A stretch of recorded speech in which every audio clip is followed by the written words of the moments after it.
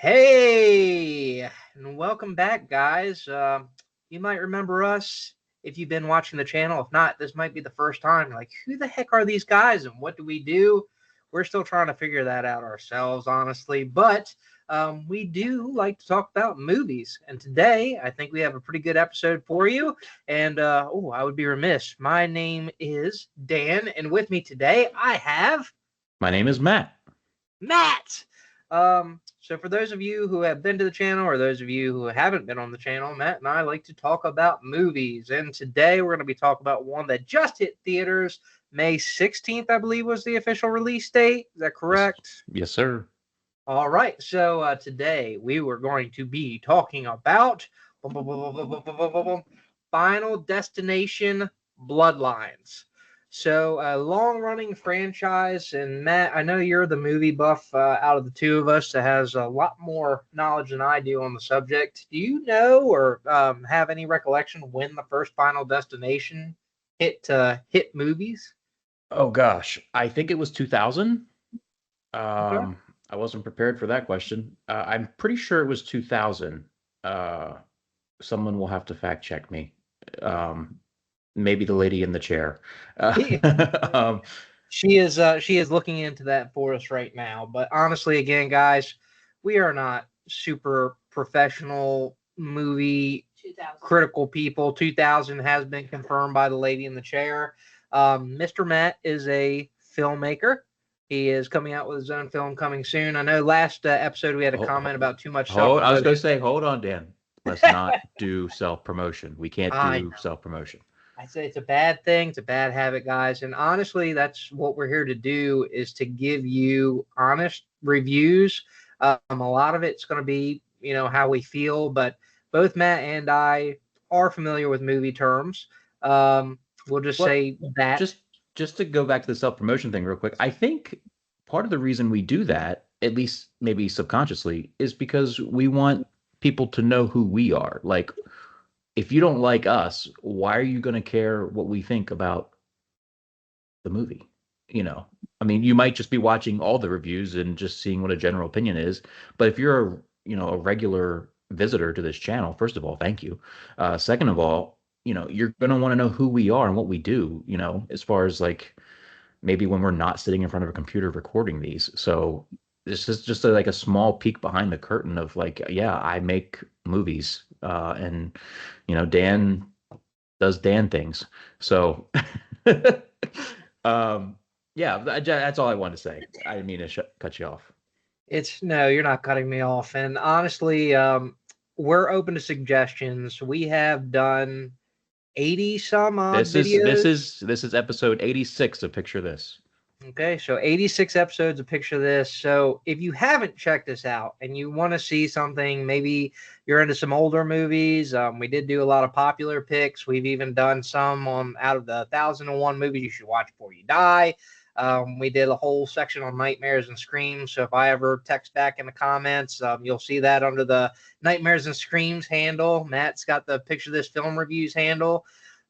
So we do want to be engaged with you guys. And honestly, part of the reason we wanted to do this is to find folks that like movies as much as we do and maybe want to share their thoughts and opinions. So this is a safe space, no judgment for that, especially. And we're excited because honestly, one of the things Matt and I have talked about in the past is we want to get out and watch some movies in the theater and try to get back with you as quickly as possible. So this is honestly probably one of the fastest turnarounds that we've had out of a movie in a while. So super excited to get into it. And again, we used to provide a lot of stats, statistics. A lot of this is just going to be, maybe some key call outs on some of the things that we noted in the movies, whether it's the actors, whether it's the settings, whether it's the dialogue, whatever the case may be, and just our general overall synopsis and a rating. So instead of beating a dead horse, so to say, Mr. Matt, I guess I'll kick the first round of questions off to you. I know that you've watched all the Final Destination movies, Yeah. as have I at this point. I guess my first question would be, did you, or as far as the Bloodlines idea, do you think this was a natural progression from where we've seen it in the past? Do you think this was a good time to jump back in with the Final Destination movies? What was your initial thought on this? So I'm going to backtrack just a minute and then come back to your question because I'm so excited to talk about this. Well, I'll answer your question right now. My initial reaction on this is I loved this movie. Loved this movie. Um, I had very low expectations. We're not going to lie. The last several Final Destination movies have been garbage, and I use that term correctly. They were garbage. uh, Five was better than four by like a hair. Really, the surprise twist ending on five is what saved that movie, I think, for a lot of people, because a lot of people weren't expecting it to be a prequel. Spoilers, sorry. Um, but I guess we should also say probably mild spoilers on this episode. I don't think we're going to go too crazy, but I'm sure we'll Matt, talk about things Matt, that, I think we should do gloves off. There's a lot of videos out there that don't do spoilers. Just let's spoil the heck out of it. I mean, I want to talk about the movie. yeah. Hopefully, the people that are here want to talk about the movie or hear about the movie. And if you do not want to hear spoilers, do not proceed any further with this video. We'll just put that disclaimer right on the front. Just don't do it. So, Yeah. anyways, Matt, back to you. Um, Sorry. But yeah, Final Destination Bloodlines. I'm going to give you a quick synopsis. Plagued by violent recurring nightmare, college student Stephanie heads home to track down the one person who might be able to break the cycle and save her family from the grisly demise that inevitably awaits them all. Um, this movie is, sorry, I'm trying to. This movie's kind of killing it right now. As we record this, it is the number one movie in the world. Um, it is a certified fresh 93% on Rotten Tomatoes. It is 89% on Fandango and 7.1 out of 10 on IMDb. Dang. This is the highest. Sorry, it is the highest grossing Final Destination film to date. With it had a $50 million budget, and just over the opening weekend, it made $102 million. So you're telling me we're 3 days in, since its theatrical release, and we are already the number one grossing Final Destination movie I believe of I've all read time. that. I believe that Woo. if we're not, I might have misspoken. If we're not already there, I've read that we're on track to be there by the time this theatrical run ends. It's already made double its budget, so that's a good thing. Very Um, healthy for the studio. so we know, what does this mean? We know we're going to get another Final Destination movie at some point. Which, if they're like this, I'll take them. You asked for my initial reaction. The Bloodlines, is this the right direction to go? I wasn't sure because, again, I went into this with extremely low expectations. I think a lot of people did.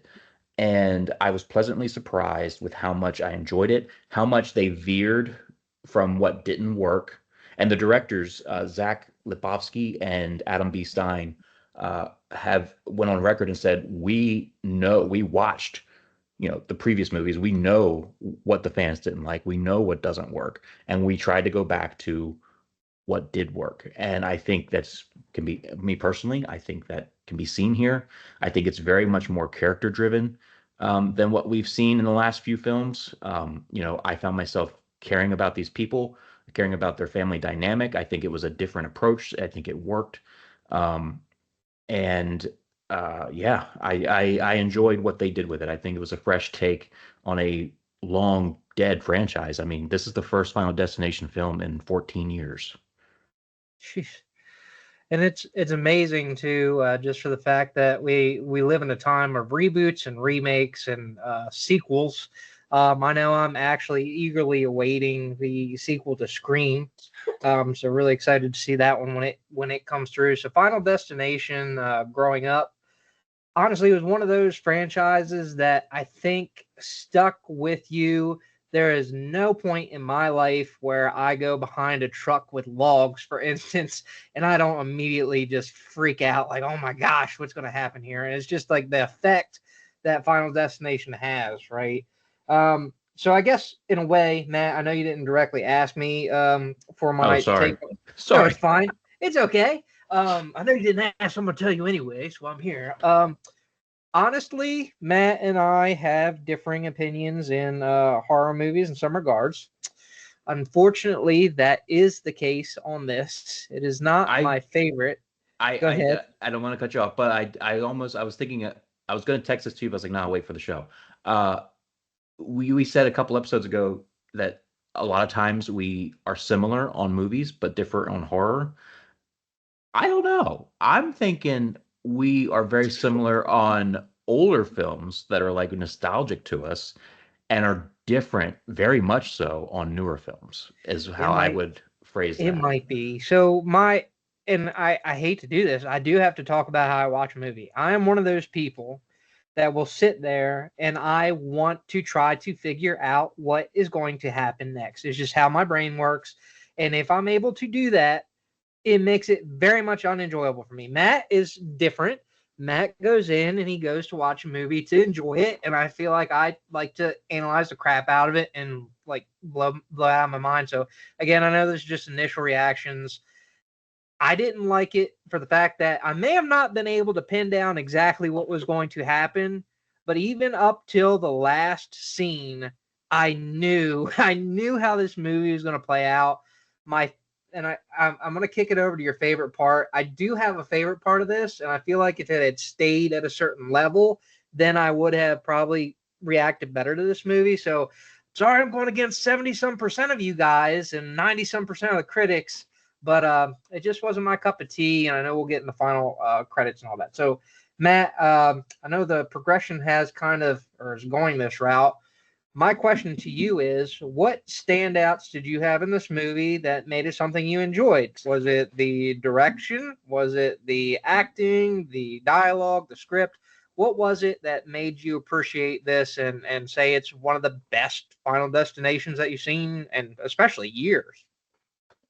I think like I mentioned, the character development. So I guess that's a tribute to the writing of the characters. Not necessarily, I'm not saying the writing was fantastic, but I think the making us get to know this family and the dynamic of the family, I think was appealing to me. The acting, I think, was all there. Caitlin Santa Wana plays Stephanie. I think she carries the film quite well. Um, I think Richard Harmon, who played Eric, is getting quite a lot of buzz online for his performance. He was kind of the comedic relief, the guy that, just kind of stood out as, you kind of loved him, even though he was, kind of I don't know what you want to call him, but if you've seen the movie, you know exactly what I'm talking about. Let's And be honest, he was relatable, and I know yeah, Kayla's behind me too, saying that that was her favorite character. He was mine as well, so we're right on board with you there. and as far as favorite moments, I don't. Let's be everyone watches these for the kills. That's what these movies are for. These are not typically character driven stories as we've seen in Final Destination 3, 4, and 5. Um, but I think the kills, people watch it for the kills. You mentioned being behind a log truck that traumatized an entire generation. Uh, it did for log trucks what Jaws did for water, and that's a very real thing.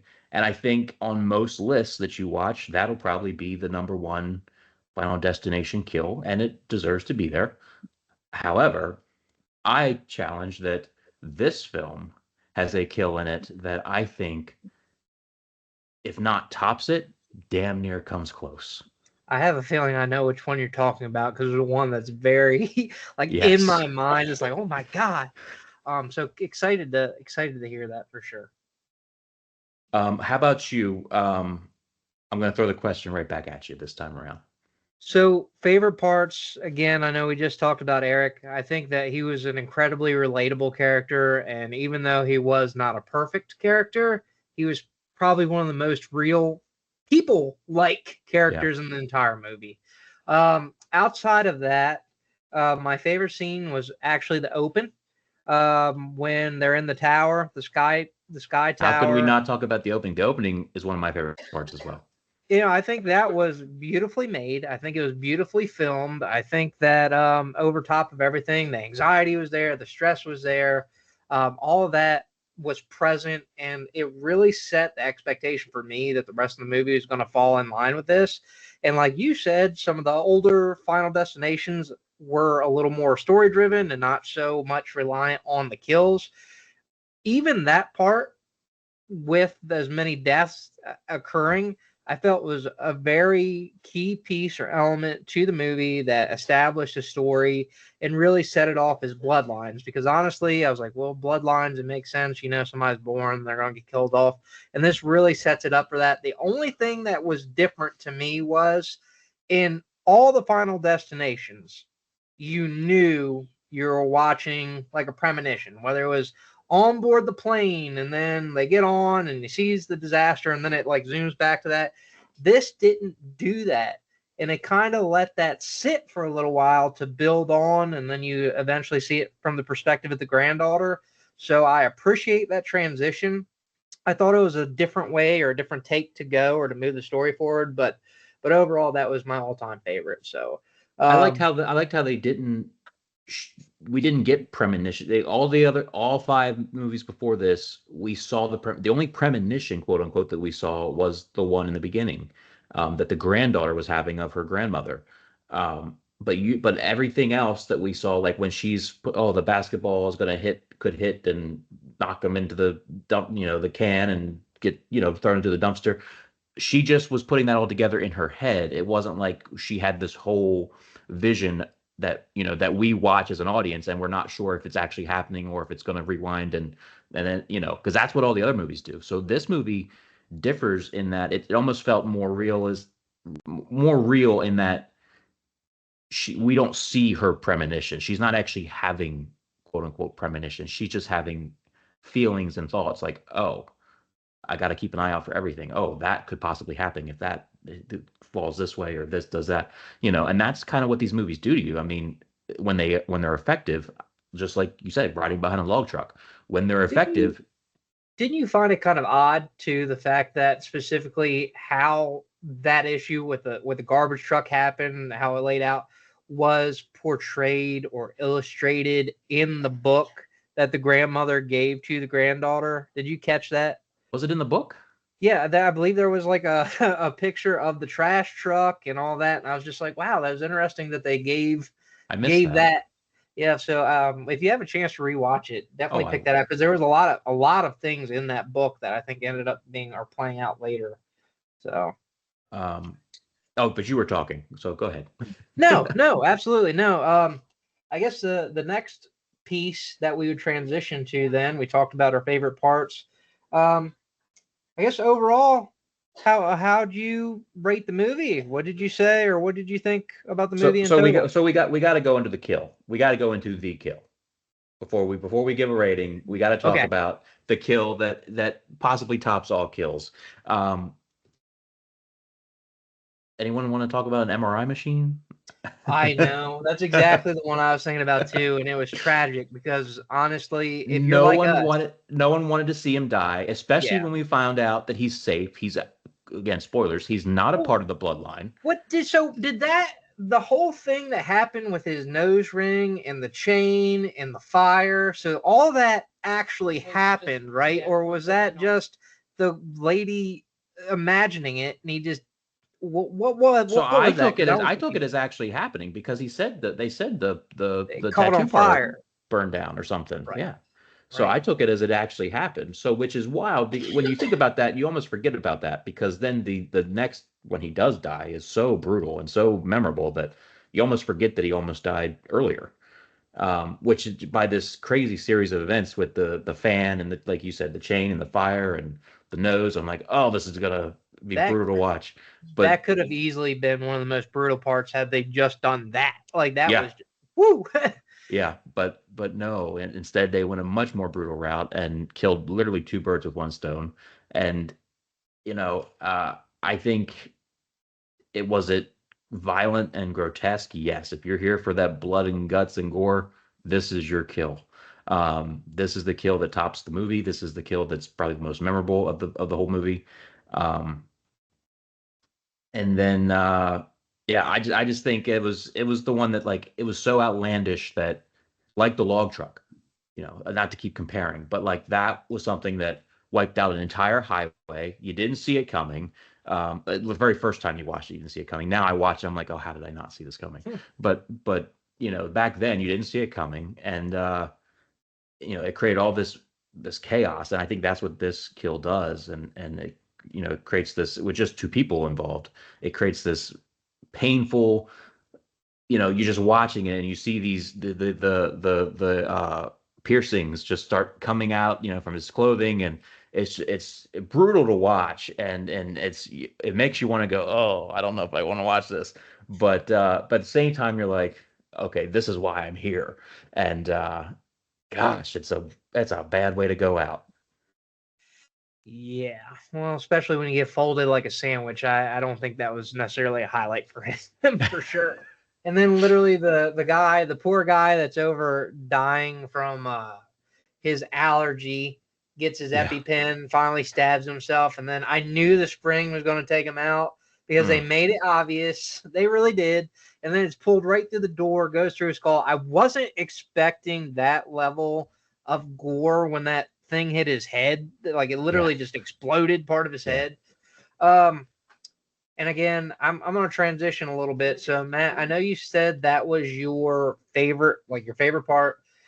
My problem is after that kill, I feel like the CGI started to fall apart a little bit, especially when the brother ended up, like, again, his head gets exploded a little bit.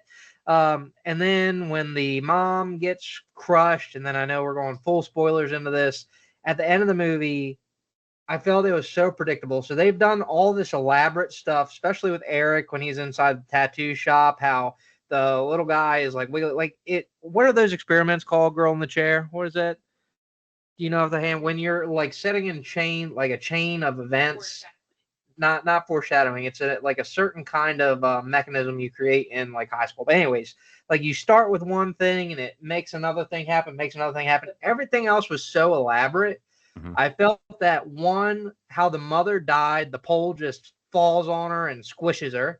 And then at the end of the movie, when the train comes off the tracks, and maybe it's like an ode to the earlier films where the logs shoot up and like crush the two of them, I felt that that was kind of a cheap way to end it. It And I it wish was.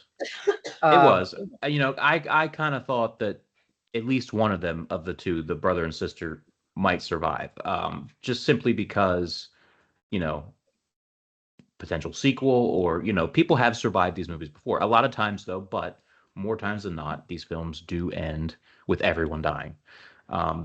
Death is the ultimate victor in this, in most of these movies, and I think the only one that I think maybe two is the only one there someone actually, like, one person lived through the whole thing. well, Tony Todd is also going around somewhere. William John Bloodworth, JB. Tony So we Todd, didn't yeah. didn't see So what happened with him. yeah, so Tony Todd comes in and gives a short but very emotional performance. This was his last film that he filmed before he passed away. He knew he was dying of cancer. The film, the directors and everybody knew, the set knew, and he comes in and they go to him for help. He's been in every Final Destination movie with the exception of number four, I believe, and from what I understand, the directors kind of gave him free reign to give the last quote. They told him what, kind of look to the camera and say what you think your character would say to the fans. And the line he says, is, uh, "I intend to enjoy the time I have left, and I suggest you do the same. Life is precious. Enjoy every single second. You never know when. Good luck." I And know that we was that was typically fully that was fully him. That was not written in the script. No, we typically don't do it, but you should probably throw up a dedication for Tony Todd. Honestly, I had no idea that he had passed away. That is crazy. Oh, And I just broke the news to you? Oh, you geez. did. I'm Yeah, sorry. Yeah, no. I no, mean, I should have probably known, like I'm talking about movie, but that is incredible. So that was like ad-libbed that was from him. that line was 100% ad-libbed from him. Wow. And I think it was beautiful. It made me tear up. Then it made me kind of tear up just now reading it. I think, a horror icon. We're talking about Candyman. Of course, we're talking about the numerous other horror films that he's appeared in, not to mention the Final Destination franchise, which he's become a staple in. He was never a main character in these movies. He's always been sort of a little cameo here and there. And in each movie, he has like a 5-minute scene. And I think Kind of this like was the the John perfect send Carpenter off. of the franchise. Yeah, he's. I think this is just the perfect way to send him off, both the character and as an actor. I think it did him justice. That was deep. Feels kind of weird transition to the next part of this, which is the overall rating. I mean, what I know you gave it positive marks, so I'm assuming that you're going to have it on the positive side of the scale. So where do we end with Bloodlines, Matt? I give this, we do one out of, or however out of 5 stars, and I give this 4 stars. To me, this is right up there with number 2 as one of the best of the franchise. I don't know if I'm going to call it the best. I think it needs a couple more watches before then. But right now, I think if I were to rank them, I'd put 2, then this, then 1. So I'm on the opposite side of the scale. I'd probably put this at a 2. Um, Overall, it just, again, for me, the mechanism of how the deaths occurred maybe a little creative in certain scenarios, so I give it points there. But unfortunately, just the way that it played out, it was very linear. It didn't leave a lot of guesswork, and that takes a little bit of the joy out for me. But overall, again, beautiful opening scene. I think the acting overall was solid. I just don't. I didn't enjoy it, and unfortunately, it's very strange because I'm not with the majority on this one, so it's kind of odd. But that's where I'm at. Did you see the last few movies? I remember the last one I went to go see was in 3D, and that was an So absolute number 4, which is the worst one. nightmare of a movie. Yeah, I agree. And I was just like, oh my gosh. And then here, I just did not get a lot of enjoyment out of it. I'm sorry. I did really enjoy the first and second, but I don't know if it's also reaching that point that it's played out a little bit. Um, it's a little bit different with a new coat of paint, but not necessarily new enough to keep my interest, I guess I should say. So I do apologize to the folks out there that love this movie, the majority of you, but just not Dan's cup of tea, unfortunately. Well, when Abigail 2 comes out, I guess we'll see what Dan's cup of tea is. No, I'm now super curious about this Megan too, because that Oh, trailer yes. was wild. What the heck is going on there? But no, I guess with that, Matt, I know we did some promotion at the front of the video. I know we're going to make somebody mad, but I do have to ask you, like, if you wanted to interact with us, where can you reach us? How do you leave a message? What do you have So, to do? of course, you're watching this on YouTube, so leave a comment. If we're talking too much about ourselves, let us know. And if not, let us know what you want to watch, what you want us to watch, what you want us to review. We're covering a lot of newer films, hopefully as they're coming out, kind of like this one. Um, and then, we're going to still go back occasionally and do older films. I think Dan and I off camera have been discussing different scenarios where we could maybe go back and do a couple older films here and there sprinkled in. And then so follow us. Make sure you hit that subscribe button. I know a lot of people think that they're subscribed and then realize that they're not because the algorithm just automatically pulls us back up.